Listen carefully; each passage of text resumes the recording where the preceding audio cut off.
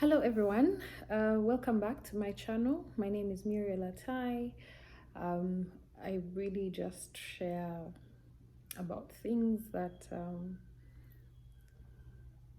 bother me, things that I'm passionate about, and it's a source of encouragement for you, for me, and everyone else. So this week, last weekend, I shared about what I was doing for self-care despite the loneliness that this pandemic and the lockdown has brought. And I remember mentioning that I did a general cleanup of my house. Little did I know that I would be affecting my health in a way. So I'm asthmatic, and while I've not had an attack in a very long time, or those frequent attacks, somehow, somewhere, you always get the feeling that you're going to have an attack. So, of course, when we went into a lockdown, I remember stocking up my house with meds. I bought I replaced my inhaler. I think the other one had expired. And yeah, so after cleaning, I think on Sunday, I began to feel um, like I was struggling for breath, and my chest would hurt from time to time. But I didn't think much about it. When it would hurt, I would use my inhaler. I was doing my usual cetirizine, bread every day, and doing lots of warm water. But for some reason, I would still get shortness of breath. I would still feel like there's something sitting down on my chest. And of course, what was going through my mind was, these are the signs of COVID. Like, in these times, this particular variant, we've been told that you don't get flu. So I didn't have flu, I didn't have a cough.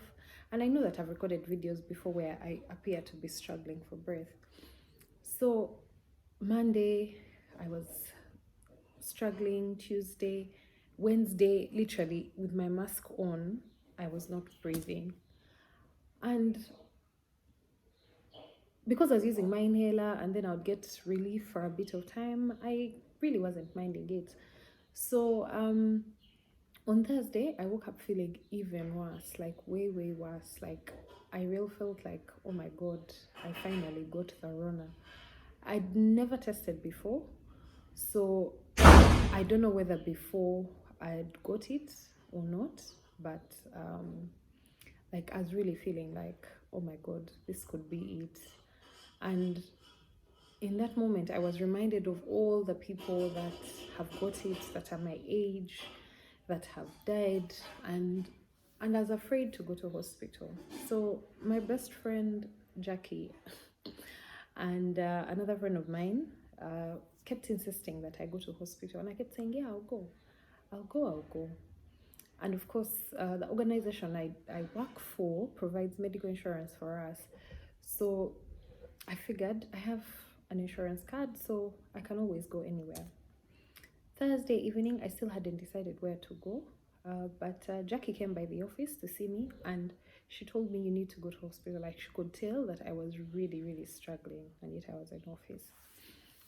So I called up a few of the clinics to find out which ones accept our cards, and ended up going to all the way to Nakasero. But when I got to Nakasero, I was told, yeah, while they take UAP cards, they don't take them for the organization that I work for. So I left. And I had a conversation with a friend of mine on the phone, and I was telling them, you know what? I've driven all the way to hospital. It was what, 6:30. I left work, and I figured, because of curfew, let me go home and I'll come back tomorrow. And this person said to me, what if you don't make it through the night? And then in my head I was thinking, but what if I do? Yeah. And well, the conversation it didn't really go well because of the person insisting that I go to hospital, and me insisting that, you know what, I can hold on for another day. But then somewhere along the way, I just decided to branch off, and I ended up at another hospital. And when I got there, I was really, like, it was even getting worse. So the doctor diagnosed, now the diagnosis, first of all, The doctor sat like 5 meters away from me, and I sat like those ends. You're literally diagnosed without them touching you. Like in the past, they would probably put what is that thing called? My God. So place it on your chest and feel how you're breathing, whether there is a wheeze and things like that. They probably put it here and also put it at the back, tell you to hold your breath a bit, and then they can tell that you're actually having an attack and the severity of the attack, and whether to just give you tablets or for emergency cases to nebulize you. So from what I explained to her and how I'd been feeling, she said, you've probably been having an attack, but not the ones that manifest, because I wasn't wheezing like and all that. It was just I just could not breathe, and I could feel my chest was heavy, and it's almost like there was a stone sitting there and I couldn't breathe. So she tells me, we're going to nebulize you, and and also test for corona. So anyway, they nebulized me because I think, what else could she do? But it felt strange having the doctor sit across from me and I'm seated all this way. And then on the other hand, I finally got to do a COVID test. And while I waited probably an hour for my results. It was like the most painful hour of my life. The wait, I imagined all sorts of things. I imagined, if I had it, if I was positive, what would I do? I would have to stay away from work. I would have to even stay away from people. What if I don't test negative again because I have friends? So all sorts of things were running through my mind. But then I remember that someone shared a link for saying the rosary at 8 p.m. That day, and I joined in. And this particular group of people prays for people suffering with COVID. They're praying for the pandemic. And it lifted my spirits, and it reminded me that in our weaknesses, God still remains strong and that He can do all things. So I remember praying to God and saying, God, may I please be negative? Like, I don't even know why. So anyway, that's really what I wanted to share about, and also the fact that it was really, really lonely being in hospital. There were signposts everywhere that kept saying no visitors allowed. So imagine if you're sick, you're going to be in hospital alone. It's really a lonely place. I've never really been admitted in a hospital, so even lying on the bed because I couldn't breathe was just like a whole stretch. It was so uncomfortable. The bed was small. There were just so many thoughts. I wanted to call people, but then of course it's late, so you're wondering, who do I call? Who do I not call? Do I call daddy? If I call daddy, is he going to drive all the way? I remember in the night, later in the night, probably about 10 p.m, they were asking me, how are you going to go home? Did you drive? Oh, okay, you drove. So I imagined, what if I didn't have a car or something of the sort? Who would pick me? And it was really a lonely place. So today I really just want to remind each and every one of you that sometimes the stigma or the signs that we get around this disease probably make us afraid to go to hospital to get checked or whatever. But please do go to hospital. If you get a flu, if you get a headache, go and get checked. Do not self-medicate. I self-medicated, and I was just making, the situation wasn't even getting any better until I go to hospital, and now I am much better. Yes, sometimes when I do a bit of tedious work, I feel a strain, but I know that I am much better. I'm breathing much better, and all because I decided to take that step and go to hospital.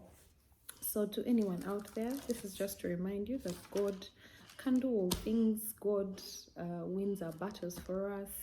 Yes, we're reminded to put our trust in Him, but also to put our trust in Him while implementing an action, which is going and getting checked. You can only know if you actually go and get checked, because I know they did a normal blood counts, as tested for malaria, as tested for all other infections, and all those tests came out negative. So my only problem was that I was actually having an asthma attack and it was not being treated the right way. So please go and get tested. My message, our text today will come from Psalms 6, chapter 2, verse chapter 6, verse 2 to 6. And it's basically for you who is out there. You might be ill, you might be struggling with an illness, you might have just healed, or you just need encouragement. I pray that this speaks for you. And if you're ill, please commit yourself to the Lord and say this prayer, and the Lord will heal you. Psalm 6, 2 to 6. Have compassion on me, Lord, for I am weak. Heal me, Lord, for my bones are in agony. I am sick at heart. How long, O Lord, until you restore me? Return, O Lord, and rescue me. Save me because of your unfailing love. For the dead do not remember you. Who can praise you from the grave? I am worn out from sobbing. All night I flood my bed with weeping, drenching it with tears. And this is the word of the Lord. So this particular script calls out to the Lord to come and save us in our illnesses, saying that our bones are weak. It says that we are sick at heart. And whichever way you are feeling sick, please call out unto the Lord and he'll come and save you. You can do all things.